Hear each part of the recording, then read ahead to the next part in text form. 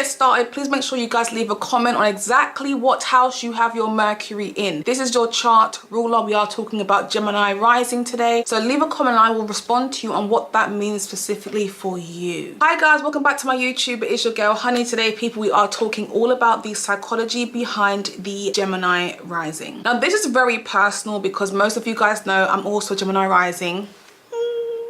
And we are going to be talking about a few things that I personally experienced, but also just understanding what this particular rising means for all of us. The ascendant is our physical body, appearance, persona, identity. It's our outlook on life. But the ascendant represents who we are to the core. You know, yes, the whole chart represents who we are, right? But the ascendant specifically represents how we were raised, you know, how we relate to ourselves. And when it comes to how we relate to ourselves, it's going to be the condition of the ascendant. Okay, Gemini risings, I'm not being biased, but this is one of the best ascendants to have. Not gonna lie, it is. The reason why I like it so much is because I feel like you are given the gift of the gab in terms of the way in which you interact with people. Now, there are pros and cons to having whatever your rising is, so we are gonna look into that. But let's just talk a little bit about the childhood because we are talking about the psychology. And the psychology is the who's, the where's, and the why's to why we are how we are. The first most important thing to understand is our parents gave us a choice. Choices is going to be the biggest theme in our lives, like forever, because our parents taught us about choice. A lot of us were born into environments where we already had older brothers, younger siblings, like we tend to be the middle child.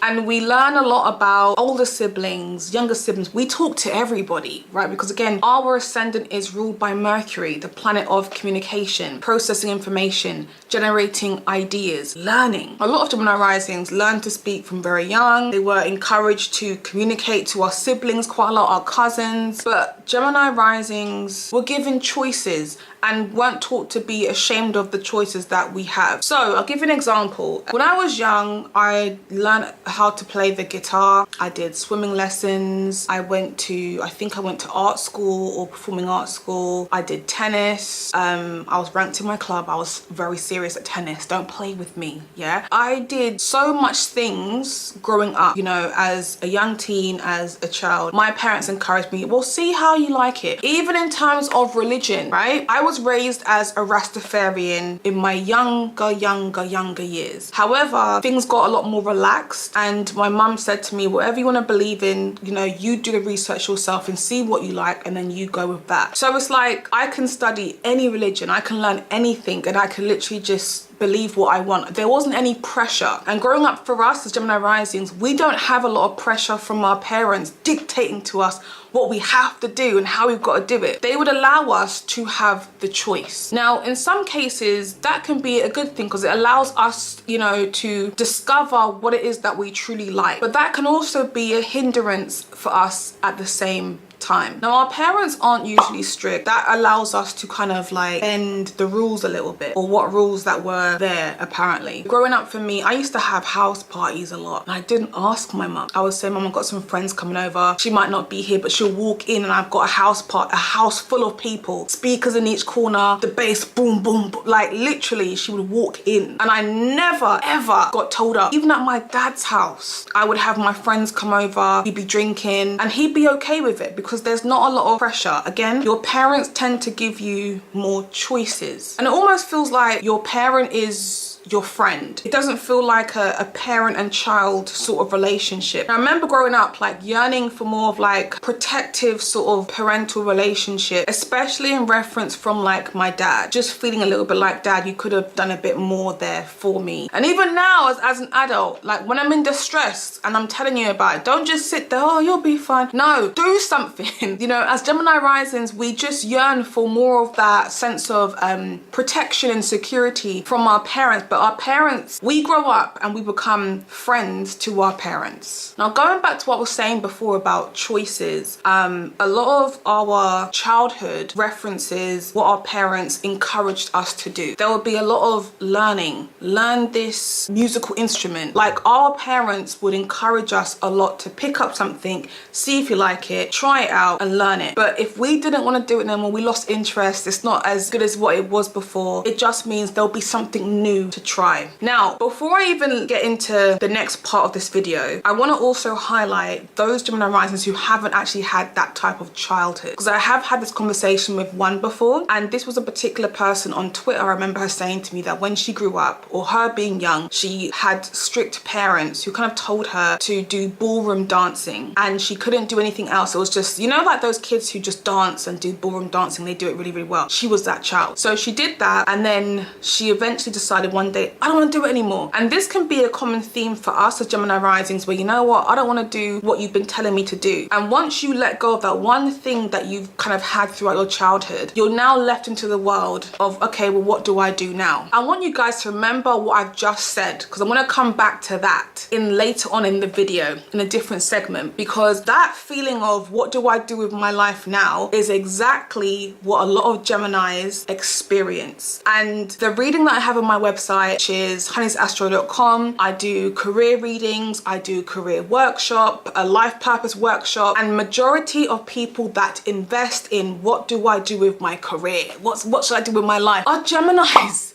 Gemini risings, third house stellium, Gemini Mars, Gemini Venus, and obviously 12th house Pisces, Neptune influence. It's always the same type of people, because Gemini has choice, and it often spends a lot of time completely consumed in the need for mental stimulation than finding a lot of depth in the things that we are exploring. So remember, I'm saying about we have choice to try things, but we're not quite encouraged to really explore the depth of these things that we are exploring. And this is why, even for myself, I didn't find astrology until just after my 24th birthday. For me, I feel like that's late. Why am I only finding this now? That this is ridiculous. But I feel like what we are destined to do spiritually, it's very hard for us to connect to that, because that kind of relates to us really looking within. And for a lot of Gemini risings, we struggle to find that depth or that need to discover the self, because we are so consumed with what's happening outside of ourselves. I'm going to come back to that part, because that part's very, very important. But now let's talk a little bit about the interaction with Gemini risings and why we're so good at this. When I used to work for people, I used to have a lot of interviews. I would leave my jobs, find somewhere else the same day, the next day, during even, but I would go into interviews and I would kind of gauge the environment. The panel, I would just respond based on what sort of energy that they kind of give off. So Gemini is mercurial, and all we do is talk, right? So the first thing I would do when I walk in, oh my God, the weather is gorgeous today. Or, oh, the weather is terrible. Have you guys seen it outside? I'd rather be in here than out there. Like, literally just sounding relatable, the tone of our voices, our body language, the mannerisms in our face, being a little bit more animated, as Leo rules our third house of communication anyway. Leo is animation, it's expression. So when it comes to how we communicate, we're gonna want to communicate in a way where we are being very expressive with our word choice, with our sentences, you know, with our mannerisms. So it was so easy for me to go in there, especially if the managers are cool people. I can go in there, talk, and not even have an actual like interview where they're asking interview questions. I'm just talking, and they'll hire me because of the whole Gemini, oh, she's so good at talking, she's this, she's that. And that's how I used to get a lot of my jobs when I was working for people. If the panelists were very strict, very stern, I was out of my depth. I couldn't do interviews like that, because that wasn't a place for me to be. Does that make sense? Where this kind of comes from, the skill, because I call it a skill, is our background. So our childhood, again, encouraging us to learn things, learn about other people, have conversations with people. But also we are hyper sensitive when it comes to the environment that we're in, because we naturally need to learn to adapt. If you are around people who are makeup artists, you know, you're gonna want to learn about makeup from them. So the conversation will be lots of us asking questions, and we can say cheeky things in response, like, oh my God, that's a lot of makeup, you know, or your eyebrows are very thick, oh my gosh, yeah. Like, we'll just say things that can be very cheeky, funny, but we're also learning and lightening the environment. So we kind of look like we're very interested and engaged in what it is that we are around, but we're just taking in and just adapting to that environment. And we do this because I feel like a part of us as Gemini risings, because we have tried and learned everything in our childhood, our teen years, our early 20s, whatever. We've tried to do this, tried to do that. We haven't actually developed the ability to fully explore things. So we'll try things, we're curious, we'll learn about stuff, but we haven't developed that need for depth. So a lot of the time when it comes to us interacting with people, we aren't displaying enough depth. And that's why when it comes to interviews, I can go in and talk about the weather, talk about anything apart from things that require depth. And when you don't talk about things that are deep, you're kind of disassociating yourself from, you're kind of creating a disassociation with the deeper self. So a lot of Gemini risings do have a hard time fully knowing who we truly are. Now, we are great at telling stories. We are great at commanding a table of people and just talking about something that we've experienced, something that we saw that was funny. We are very good at commanding that space because it's communication, which is one of the top things that we are great at. However, a lot of the times we do this because it kind of allows us to disassociate from our deeper selves. So just like if I was to go into an interview, right, or go into a room where I don't really know these people, but I don't really want to share too much about myself. So let's talk about the weather. Let's talk about what happened in the news today. What happened this week? You know, we'll talk about things that don't have any meaning or any depth, and we are great at doing exactly that. I think we've also got to remember, you know, if you're someone who has a lot of water houses, planets in your water houses or planets in water, you might feel more connected to your emotions. You know, I'm an 8th house moon, 8th house stellium, and also 12th house sun Mercury. So for me, I'm not afraid of my emotions. However, I feel like there is a bit of a fear that I have, and I feel like most of my risings will relate as well, to when they see other people in their emotions. So if you see someone who's crying, as a Gemini rising, again, Mercury, your chart ruler,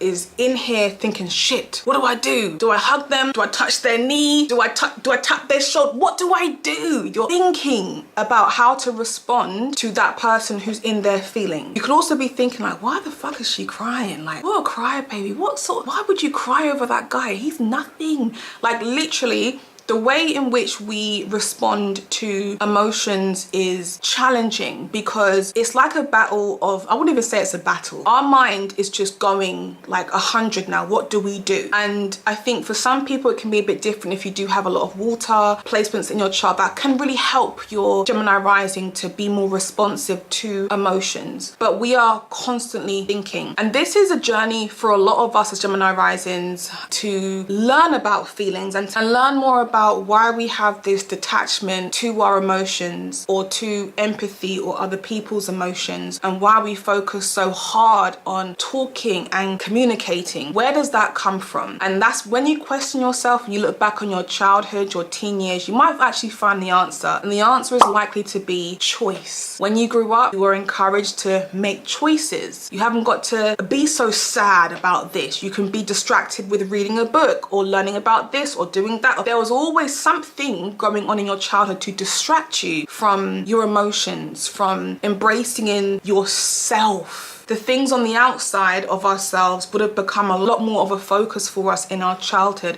Hence why we have this fucked up personality now. And this is the thing, a lot of people will say, yeah, Gemini is fake, it's phony, it's two-faced. It's not about us being fake, phony or two-faced, because we aren't all those things. But what I will say is you've got to understand the why about that person. So if two friends fall out, right, and you are the friend who's still friends with both of them as the Gemini rising, why must you pick sides? Why, unless it's really, really bad, but why must you pick sides? As a Gemini rising, you want to still have two friends, still talk to both of them, and they might bitch to you about each other to you, right? But why must you be two-faced? Because you kind of value both people, but you're capable of taking the emotions out of the equation. And that's what people struggle to kind of understand about us. Hence why we are always called two-faced, and we aren't two-faced. We have the ability and the skill to adapt into different environments. I don't know about you, you, but have any of you guys ever been around a Gemini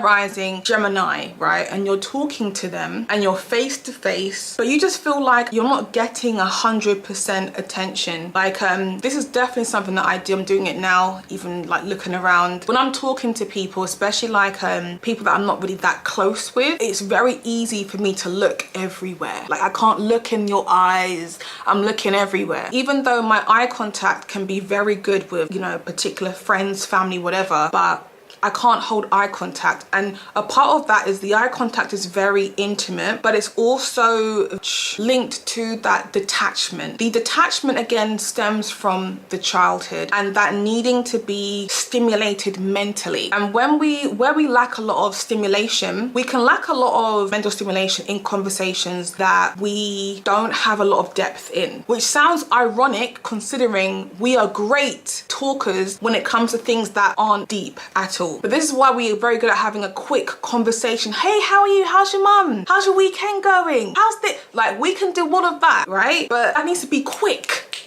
in, out, in, out. You're trying to have more conversation about those things that are not important. We're going to get bored and we're going to start looking around and we want to be out of it. And what we want to do really is have more depth in our conversations. We do desire depth, but we can't initiate the depth. Gemini risings, we do a lot of learning, we do a lot of talking, we do a lot of exploring, trying new things. But this is how we learn to survive in the world. Everyone has a way of survival, but as Geminis, we learn to detach from ourselves, essentially, and we have this persona, this identity. Another example I'll give you, I'm a Gemini rising and my ruler is in my 12th house. The 12th house is the house of the unconsciousness, your escapism, solitude, grief. It's a very subconscious house, but I look at it as a peaceful house. Now, what you guys see, you're seeing someone who's very bubbly, out there, going whatever, but I really like my own space. Once the camera comes off, the phone can be turned off, I can come offline and I can just be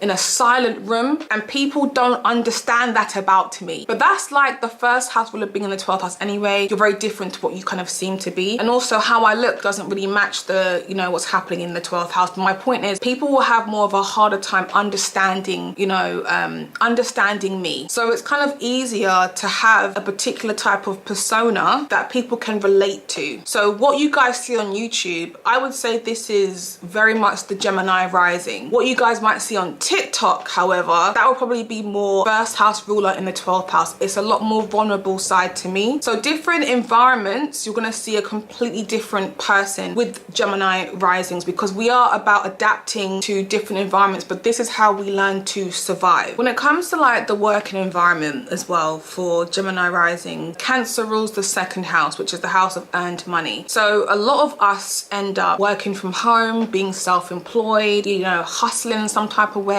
working in some sort of property or government body. There's usually something that we do. We can commonly feel very uncomfortable or at least feeling unstable a lot in our jobs. If you have a look at the 12th house, which is going to be ruled by Taurus, Taurus represents a sense of stability. So, you know, Cancer in the second house, money's changing, you know, this is the moon, so money's going to be different for us all the flipping time. But that Taurus in the 12th house, we've got to learn a lot about stability. Anything suppressed in the 12th house is something that we have to learn about and strengthen. So with Taurus being in there, how can you learn about managing your money better? You know, strengthening your sense of stability. You know, if you're feeling like you're very scattered or scatty, you're not in the career field that you want to be in because you have an interest here, there, and everywhere. It's about you becoming a lot more stable by selecting something that you enjoy and sticking with it. Let me say, astrology is the longest thing I have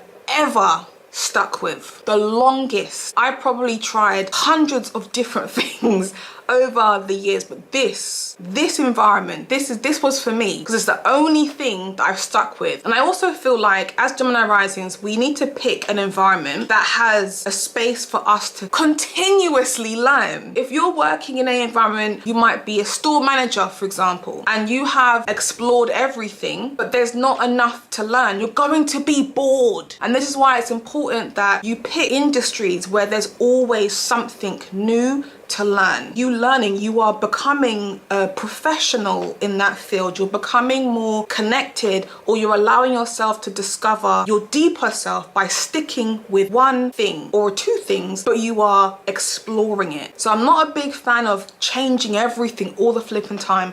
As a Gemini rising, we need to find a lot more depth, and that's where we're going to find more security and stability. The people that we kind of date or surround ourselves with, we want to be around people who are going to really expand our lives. So dating someone who has a lot of money, or dating someone who is very knowledgeable, someone who has a lot of assets, somebody who allows you to have this ability to keep on trying things or explore things or travel. And a lot of this is down to having Sag in the 7th house, right? But you need to date someone who encourages you. But you end up dating someone who has different views, someone who is from a different ethnicity, different race, different nationality, international dating, whatever it is. There's more of a interest towards dating someone who can teach you something, because again, that's your interest in learning. There's always a need for you to learn in life, so why not learn from your partner? The purpose of the Gemini rising is we need to learn to have a lot more depth within who we are. It's very easy to go out there and learn about this sort of religion, learn about this sort of skill, or learn about that, and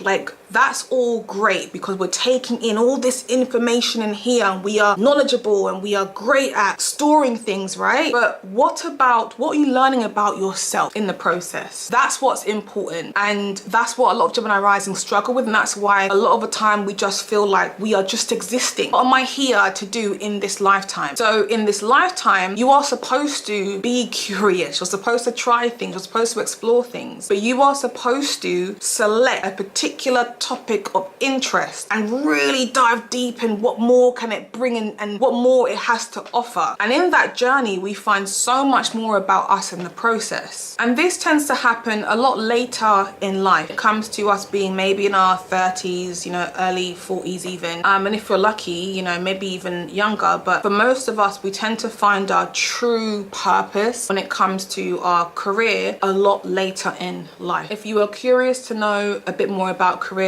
you guys are welcome to book my career reading or my purpose workshop, which is available directly on my website. This is my video on Gemini risings, and I will see you guys on the next one. Bye.